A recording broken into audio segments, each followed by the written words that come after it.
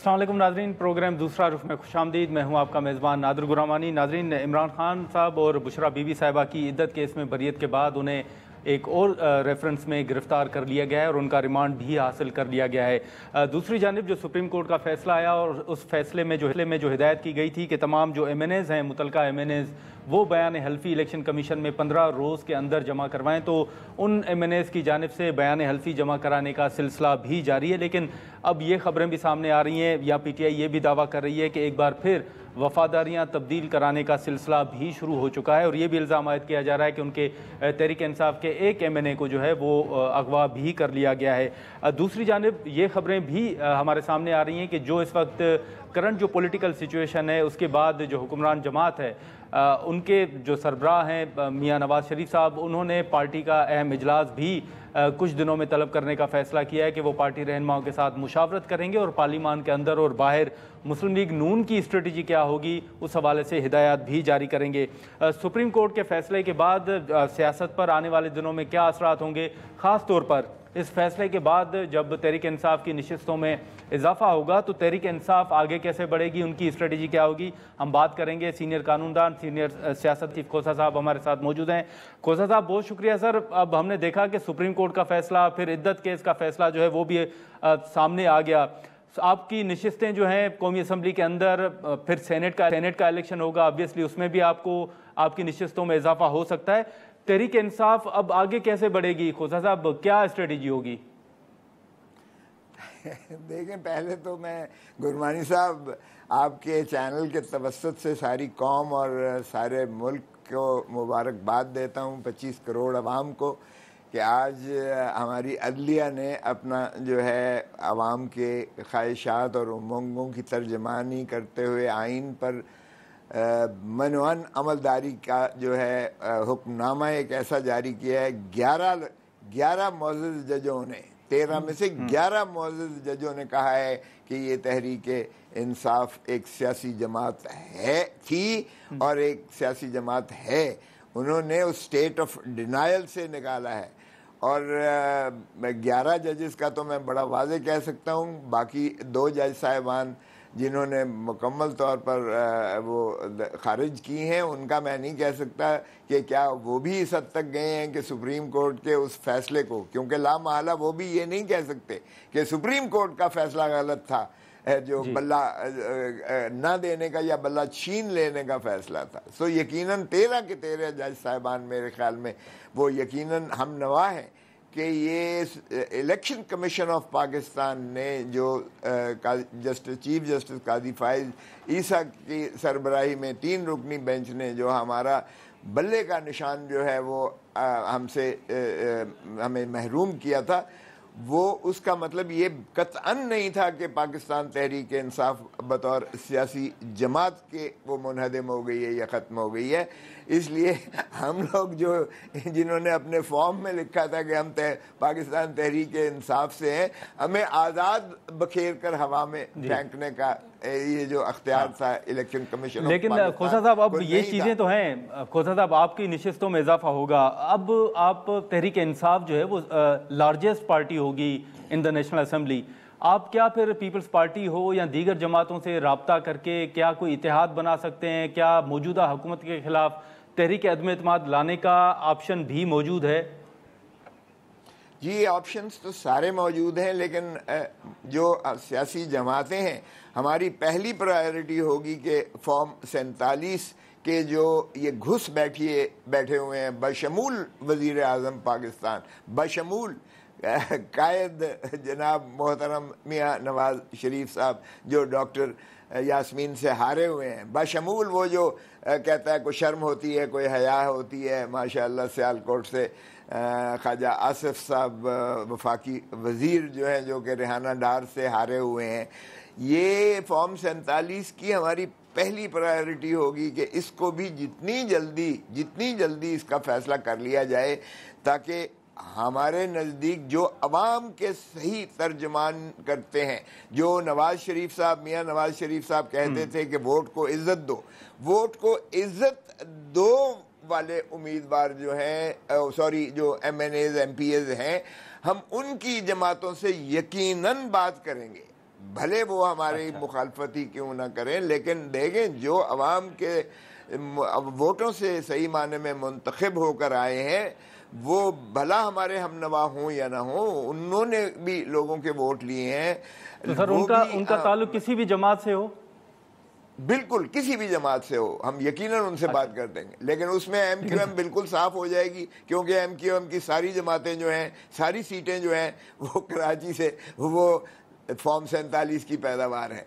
आपकी सिर्फ 17 मुस्लिम लीग नून जीती है। तो खोसा साहब फिर बिलावल साहब के साथ भी बात हो सकती है? देखें, जो भी सियासी जमातें हैं जो फॉर्म 47 के बाद होंगी, उनको मिलकर बैठना पड़ेगा। एस्टैब्लिशमेंट को अपनी हदूद और कयूद के अंदर रखने के लिए बैठना पड़ेगा। यहाँ पर एक शॉर्ट ब्रेक लेते हैं, फिर हम खोसा साहब के साथ मजीद गुफ्तगू को आगे बढ़ाते हैं।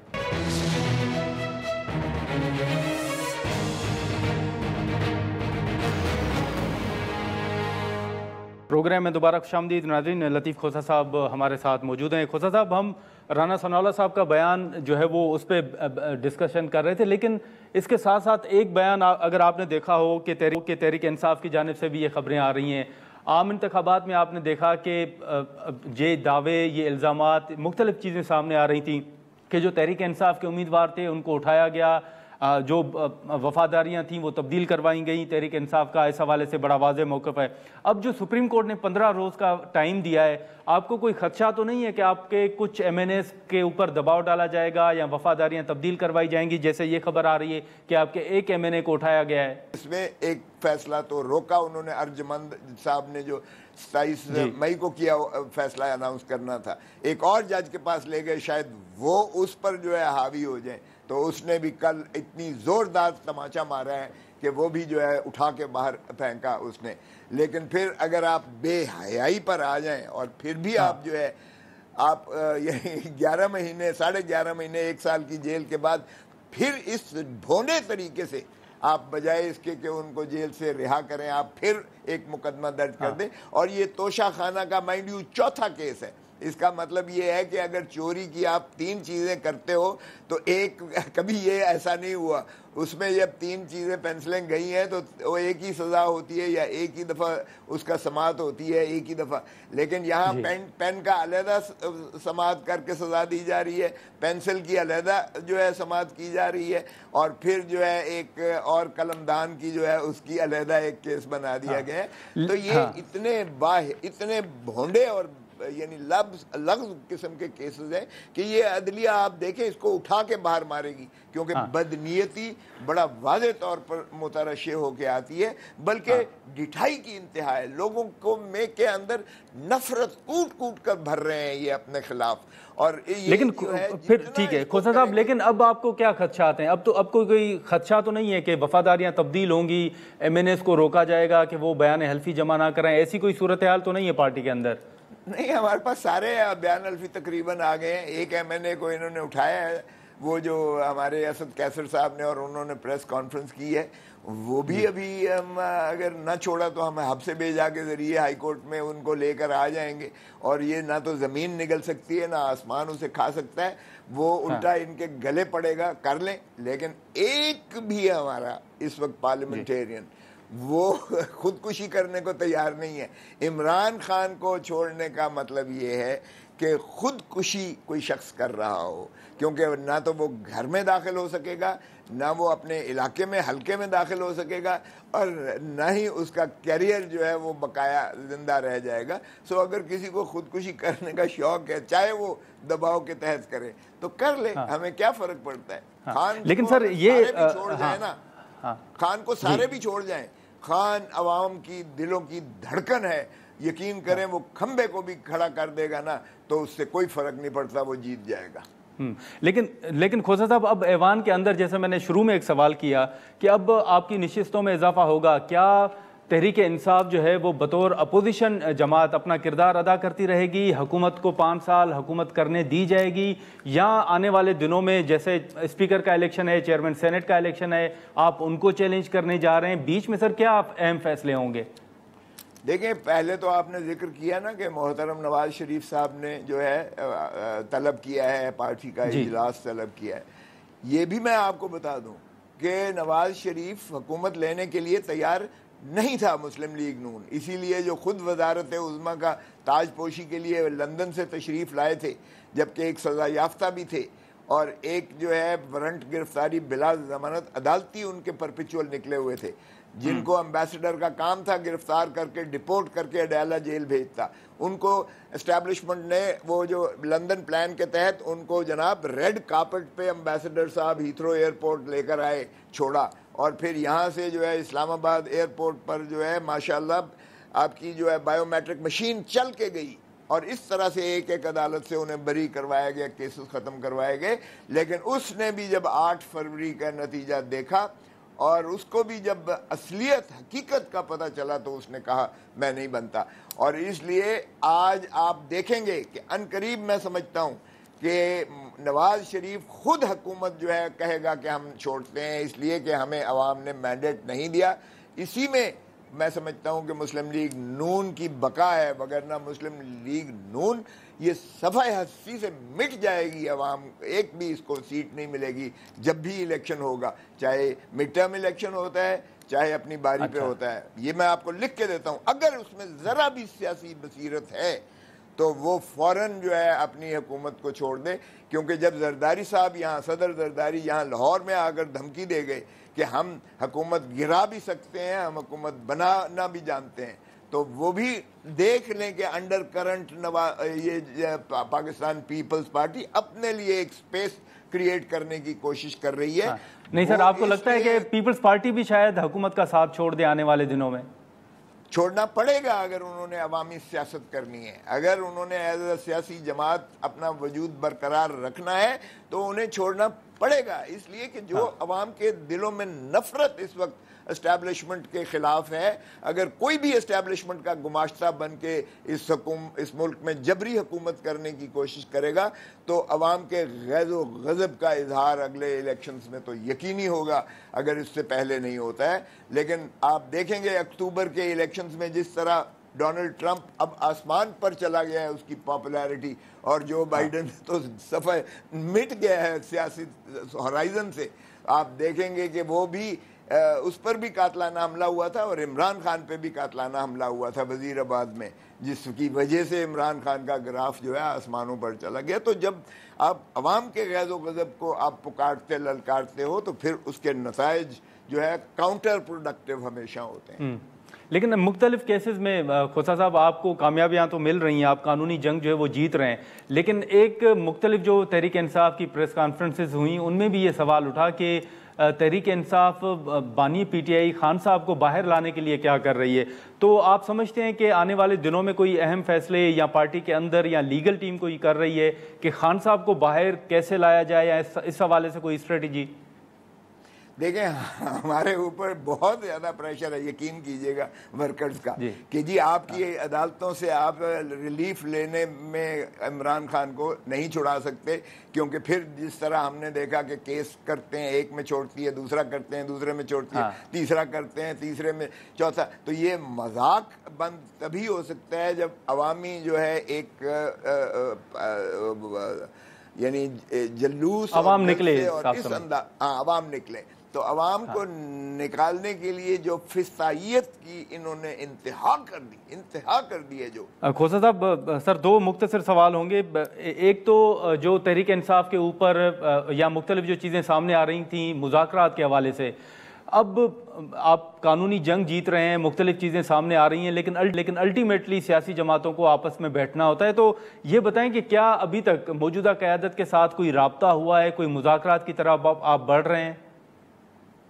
देखें, हमने तो मोहतरम अचकज़ई साहब जो हमारी तहरीक तहफ़्फ़ुज़ आइन के हमने उन्हें सरबराही भी दी हुई है, जिसमें और जमातें भी मौजूद हैं। एक तो हम अब फ़ौरन मुहर्रम के बाद जो है हम ये अपना इनके जलसे और जुलूस हम सारे पाकिस्तान में शुरू कर रहे हैं। उसके अगरचे हमारी बड़ी जमात तो पाकिस्तान तहरीक इंसाफ सबसे बड़ा एलिमेंट तो वही है, लेकिन मुझे उम्मीद है कि जमात इस्लामी भी साथ देगी।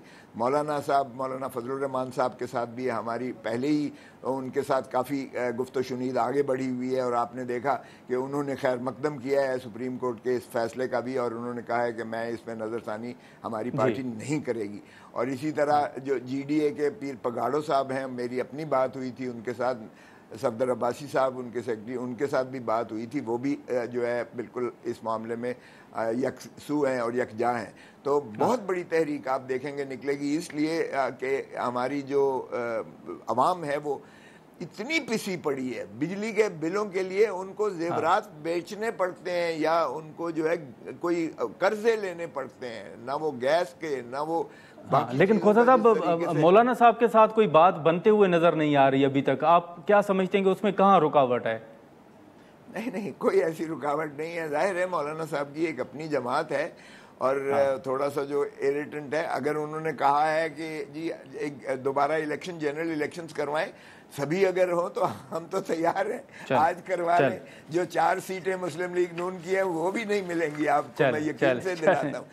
इमरान खान को 7 दिनों के लिए बाहर रिलीज कर दें।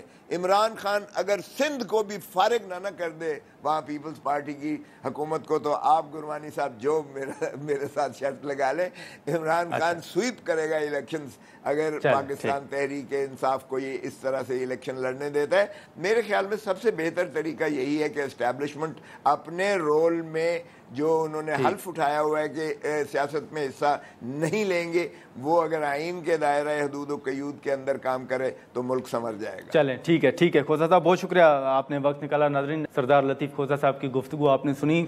मुख्तलिफ जो चीज़ें तहरीक इंसाफ के हवाले से बातें हो रही थी, हमने तफसीली गुफ्तगू की। यहाँ पर एक शॉर्ट ब्रेक लेते हैं और ब्रेक के बाद जो दीगर इशूज़ हैं उन पर गुफ्तगू करते हैं।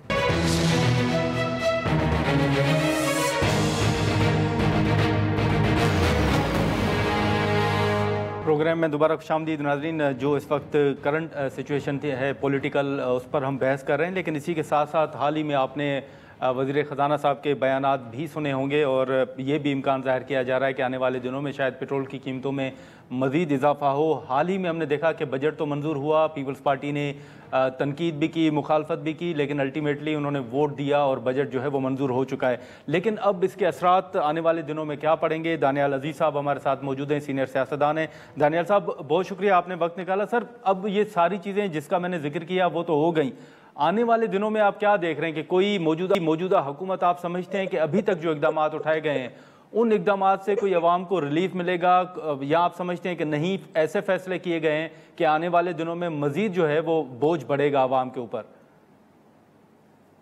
ज़ाहिरी तौर पर बोझ पड़ेगा। आप देखें, बिजली की कीमत भी बढ़ाई जा रही है, पेट्रोल की कीमत भी बढ़ाई जा रही है, नेचुरली आने वाले दिनों में गैस की कीमत भी बढ़ाई जाएगी, तो इन चीज़ों का असर तो पड़ेगा। लेकिन जो सबसे बड़ी बात है, इन्फ्लेशन कंट्रोल के लिए जो IMF ने अभी स्टाफ लेवल एग्रीमेंट के बाद अपना बयान जारी किया है, उसमें वाज़ेह तौर पे उन्होंने तनकीद की है स्टेट बैंक के ऊपर, जिसमें उन्होंने कहा कि मॉनेटरी पॉलिसी जो है, यानी जो शरह सूद है, इसको ऊपर रखना पड़ेगा ताकि महंगाई कम हो सके। और आपने देखा कि जो बजट से पहले मॉनेटरी पॉलिसी कमेटी की मीटिंग थी, उसकी जो रिलीज प्रेस रिलीज आई, उसमें उन्होंने कहा कि हम इसको यहीं रख रहे हैं 22% पे। हम देखेंगे अगर बजट इन्फ्लेशनरी हुआ तो फिर हम इसको नहीं कम कर सकेंगे, और अगर बजट इन्फ्लेशनरी ना हुआ तो फिर शायद इसकी कोई गुंजाइश बने।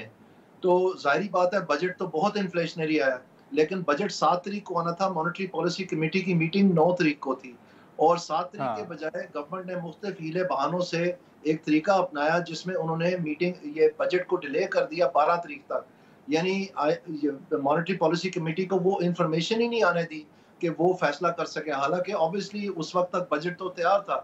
तो ये एक बड़ा स्लाइट ऑफ हैंड के तरीके से, एक चालाकी से जो है इंटरेस्ट रेट कम करवा लिया, और जानते थे कि बजट के ऊपर इन्फ्लेशनरी प्रेशर आएगा, लेकिन चूंकि इनके अपने कारोबार उस शरह सूद से चलते हैं, जितना वो कम होगा इनको पैसे बचेंगे, जितना वो ज्यादा होगी इनकी किस्त बढ़ेगी तो उनकी जेब पे दबाव। लेकिन दानियाल अजीज साहब, हाल ही में आपने सुना होगा कि खुद वजीर आज़म साहब ने एक जगह पे ये भी बात की कि वो प्रेशर बर्दाश्त नहीं करेंगे, किसी दबाव में नहीं आएंगे, बल्कि वो अगर हुआ तो रिज़ाइन भी कर देंगे।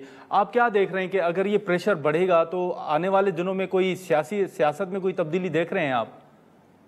देखें, वाज़ेह तौर पर यह हुआ है कि जो पाकिस्तान मुस्लिम लीग नून है, ये वही जमात है जिन्होंने 1997 की दहाई में जब इनकी हुकूमत बनी तो इन्होंने एक प्रोग्राम चलाया, कर्ज उतारो मुल्क संवारो, जिसमें बजाय टैक्स हाँ। की तरफ रुझान करने के इन्होंने अवाम को बोला कि आप मदद करें, पाकिस्तान मुश्किल में है और आप पैसे दें।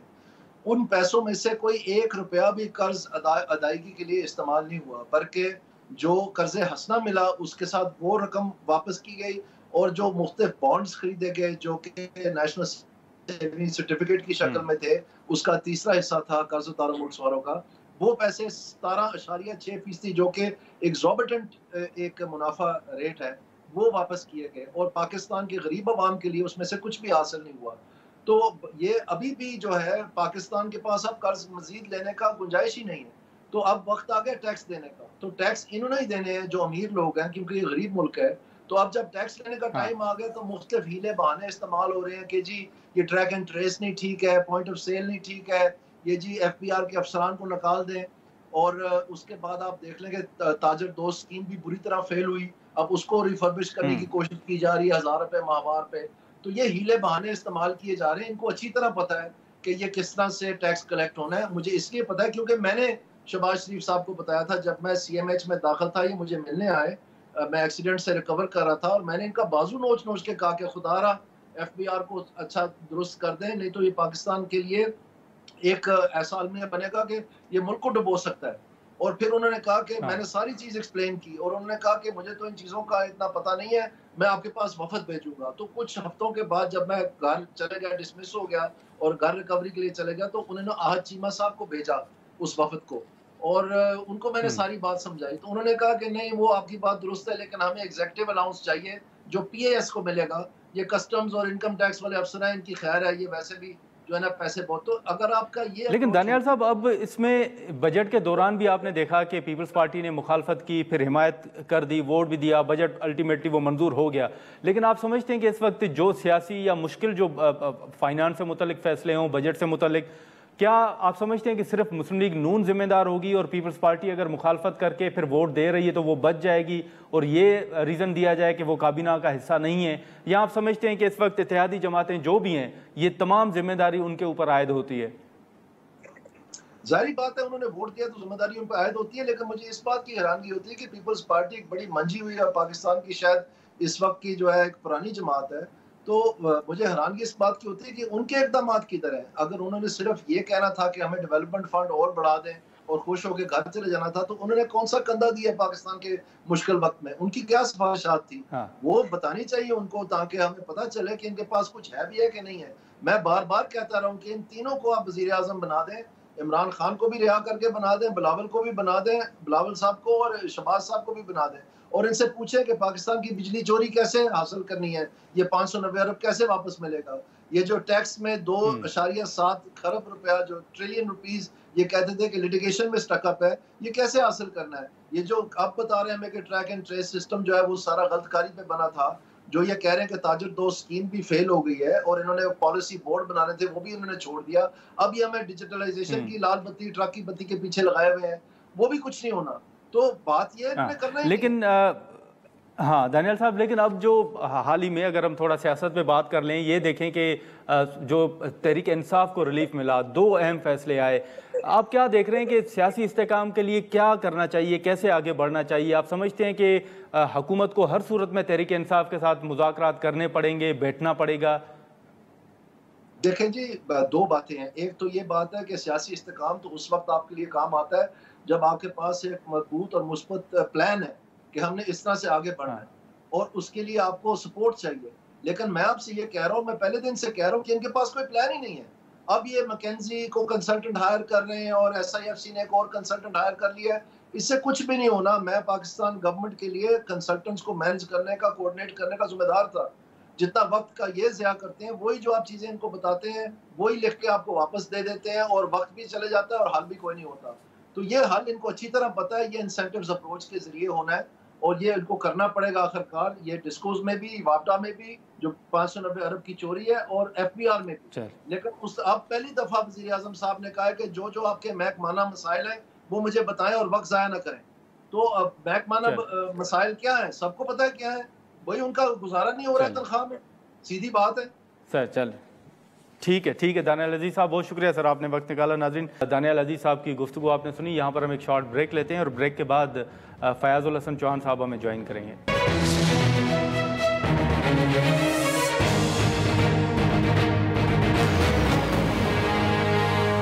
प्रोग्राम में दोबारा खुशामदीद। नाज़रीन, लतीफ़ खोसा साहब और दानियाल अजीज साहब की गुफ्तगू आपने सुनी। अब इस वक्त IPP के हवाले से भी मुख्तलिफ जो चीज़ें हैं वो सामने आ रही हैं। फयाजुल हसन चौहान साहब हमारे साथ मौजूद हैं, हम उनसे गुफ्तगू करेंगे। बहुत शुक्रिया चौहान साहब, आपने वक्त निकाला। सर, इस वक्त अगर हम देखें तो IPP की तरफ से जितनी तनकीद PTI के ऊपर आई या PTI की जानिब से आपके ऊपर तनकीद होती रही है, लेकिन जितने भी बयानात आए, वो इद्दत केस हो या दीगर केसेस हों, उनमें अगर हम देखें तो तहरीक इंसाफ को सुप्रीम कोर्ट से भी अब रिलीफ मिला। कल इद्दत केस का फैसला भी आपके सामने है। उसमें हमने देखा कि ओन चौधरी साहब, जिनका ताल्लुक भी आप ही की जमात से है, उन्होंने भी गवाही दी थी।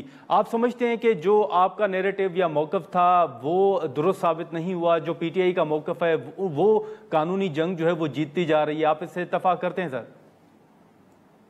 बिस्मिल्लाहिर्रहमानिर्रहीम। गुरबानी साहब, मैंने इस इशू के ऊपर पिछले 1.25 साल में ना तो कोई प्रेस कॉन्फ्रेंस की, ना कोई व्लॉग किया, ना कोई आर्टिकल लिखा, ना कोई चैनल्स के ऊपर के बात की।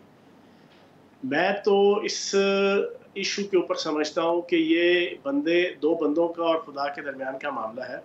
लेकिन जो मेरा इशू या हम लोगों का कंसर्न है वो ये है कि भाई, जब इमरान शाहिद साहब के प्रोग्राम में 2019 में बानी तहरीक इंसाफ अपने मुंह से मान रहे हैं कि मैं 2017-18 में जाया करता था बुशरा बीबी के पास, वो बड़ी बुत की परहेजगार खातून है, वो बड़ी अच्छी खातून है, मैं उनसे बड़ा कुछ सीखा मैंने, ये ऑन रिकॉर्ड है ये वाला इंटरव्यू।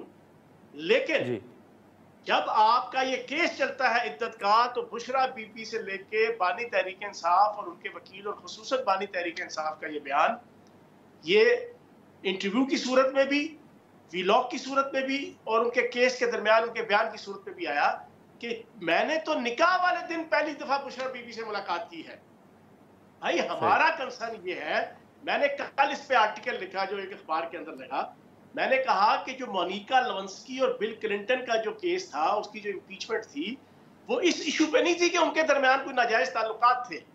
ये ताल्लुकात अमेरिका के अंदर कोई बुरी चीज नहीं, जाने माने पहचाने गिरदाने जाते थे। इशू ये था कि बिल क्लिंटन ने झूठ बोला, कस बयानी का सबूत दिया और इनकार किया और पूरी अमेरिकन कौम और पार्लियामेंट से झूठ बोला कि मेरे और मोनिका लेविन्स्की के दरमियान कोई ताल्लुकात नहीं थे। उस बुनियाद के ऊपर उसके खिलाफ इंपीचमेंट हुई। यहाँ रूल ऑफ लॉ है जिस मुल्क के अंदर। तो जनाब, हमारा लेकिन चौहान साहब, अब जितना रिलीफ मिल रहा है तहरीक इंसाफ को, अब मखसूस नशिस्तें भी मिलेंगी, पंजाब असेंबली हो गई या MNAs अगर हम देखें, तो आप क्या देख रहे हैं? क्या तब्दीली आप ऐवान के अंदर देख रहे हैं या खुद PTI के अंदर? इससे कितना असर आप देख रहे हैं सियासी सूरत हाल पर पड़ेगा? पाकिस्तान के अंदर जुडिशल माशाल्लाह लगा हुआ है और जस्टिस शाइक उस्मानी साहब की बात मुझे बड़ी अच्छी लगी। उन्होंने कहा कि ये फैसला सियासी है, ये आईनी और कानूनी नहीं है। आइन और कानून की तो धज्जियां उड़ाई गई हैं इस फैसले के जरिए से। आइन और कानून को तो मस्त किया गया है, आइन को तो रीराइट किया गया है। मैं भी पार्लियामेंटेरियन रहा हूँ, 25 साल से पार्लियामेंट की पॉलिटिक्स कर रहा हूँ। आपकी इत्तला के लिए अर्ज है कि आइन को रीराइट करना या राइट करना, दोनों की जिम्मेदारी जो है वो पार्लियामेंट की होती है, पार्लियामानी सिस्टम के अंदर, सुप्रीम कोर्ट की नहीं होती। तो मैं ये समझता हूँ कि ये जिस तरीके से सहूलतकारी की गई है, ये आइन को मस्त किया गया बुनियादी तौर पे। इस पे हर बच्चा बोल रहा है, हर न्यूट्रल तज्जिया निगार, हर न्यूट्रल माहिर कानून, हर न्यूट्रल फर्द इस फैसले के ऊपर ये ऑब्जेक्शन क्रिएट कर रहा है कि ये सियासी फैसला है, ये आईनी और कानूनी फैसला नहीं है। और फिर इसी तरीके से बाकी भी फैसले आ रहे हैं। उसके पीछे अभी कुछ लोगों ने ये कहा, एक कंस्पायरेसी थ्योरी कह लो या रियल थ्योरी कह लो, मुख्तलिफ लोगों की तरफ से कहा जा रहा है कि अमेरिका की जो डीप स्टेट है, वो डीप स्टेट इस वक्त पाकिस्तान के अंदर जिस तरह तहरीक निज़ाम मुस्तफ़ा भुट्टो के खिलाफ चला के अमेरिकन एस्टेब्लिशमेंट की छतरी तले यहाँ पर जनाब भुट्टो को तख्ता-ए-दार पर लटकाया गया और ज़ियाउल हक को लाया गया अफगान वार से पहले। फिर आपकी जजेस की तहरीक के जो इफ्तिखार चौधरी को बहाल करने के हवाले से की गई, वो भी सारी दुनिया ने देखा कि वो भी नहीं। लेकिन चौहान साहब, अब जो सुप्रीम कोर्ट ने कहा है कि 15 रोज के अंदर जो भी MNAs हैं, कहते हैं कि अमेरिकन एस्टेब्लिशमेंट की छतरी तले, अमेरिकन डीप स्टेट की छतरी तले इस वक्त चल रही है। अच्छा, लेकिन चौहान साहब, ये जो सुप्रीम कोर्ट ने कहा है कि 15 रोज़ के अंदर तमाम MNAs जो हैं वो बयान हल्फी इलेक्शन कमीशन में जमा कराएं, आपको कोई खदशा है कि कुछ लोग जो हैं तहरीक इंसाफ के वो टूटेंगे? अभी भी कुछ इल्ज़ाम सामने आ रहे हैं कि कुछ एक MNA को जो है वो उठाया गया है, अगवा किया गया है। आप ऐसी कोई सूरत हाल देख रहे हैं कि कोई MNA जो हैं वो बयान हल्फी जमा ना करवाएं? भाई, जब आप खुद मौका फराहम कर रहे हैं, सुप्रीम कोर्ट खुद फ्लोर क्रॉसिंग करने का मौका फराहम कर रही है कि 15 दिन में ये 41 आज़ाद बंदे अपनी मर्जी से फैसला कर लें। हालांकि आइन के अंदर, कानून के अंदर, इलेक्शन एक्ट 2017 के अंदर, मुल्क के कानून के अंदर कहीं भी दूर दूर तक ये 15 दिन जनाब 6 महीने बाद देना, 6 महीने पहले आप जनाब पूरे के पूरे मुल्क के सियासी निज़ाम को ले जाएं और फिर लोगों को कहें कि 15 दिन के अंदर आप दोबारा से, एक दफ़ा आपने सुन्नी इत्तेहाद कौंसिल ज्वाइन की, अब आप दोबारा से ज्वाइन करें PTI या कोई पॉलिटिकल पार्टी, तो ये जो मौका फराहम किया है, फिर इसमें ये चीज़ तो होगी। फिर जब आप सही, लेकिन फयाजुल हसन चौहान साहब, अब आपकी जमात के हवाले से भी जी हाँ चौहान साहब, लेकिन मुख्तलिफ जो चीज़ें हैं, अब बहुत से लोगों ने IPP के ऊपर भी तनकीद की। मैं एक क्लिप आपको सुनवाना चाहता हूं जो फवाद चौधरी साहब ने IPP के हवाले से, जब उनसे सवाल किया गया कि आपने ज्वाइन किया, क्या सूरत हाल थी, वो पहले क्लिप सुनते हैं, फिर हम बात को आगे बढ़ाते हैं। IPP की जो प्रेस कॉन्फ्रेंस हुई, उसको लॉन्च किया गया, उसमें आपने इससे कबल इंटरव्यू में भी बताया कि एक आप पर तशद्दुद भी किया गया, जिसके बाद आपने ज्वाइन की। IPP की जो कॉन्फ्रेंस है ना, उसमें तो वो हमारे शाकर शुजा आबादी का शेर है ना कि तू शाकर आपसे आना है, साडा चेहरा वेख हालात ना पूछ। आप लोगों के सामने हुआ है जिस किस्म की बर्बरियत, फस्तायत और जिस किस्म के हालात का सामना यहाँ पे लोगों को रहा, और उस हालात में जो हुआ, जो कुछ यहाँ पे, वो आपके सामने है। और अब कहानियां निकल आई हैं, कई कहानियां, बेशुमार कहानियां तो भी नहीं निकली, वो आएंगी। चौहान साहब, ये फवाद चौधरी साहब की गुफ्तगू आपने सुनी, ये क्या तासुर दिया जा रहा है कि क्या वाकई आप समझते हैं कि कुछ लोगों को असरअंदाज होकर, उनको प्रेशर उनके ऊपर डालकर IPP में शमूलियत अख्तियार करवाई गई थी? नोरमानी साहब, फवाद चौधरी ने आज तक प्रैक्टिस नहीं की प्रॉपर जनाब अच्छी वकालत की, सिर्फ एक कानूनी कमेंटेटर के तौर पे उसने सारी जिंदगी बसर की है।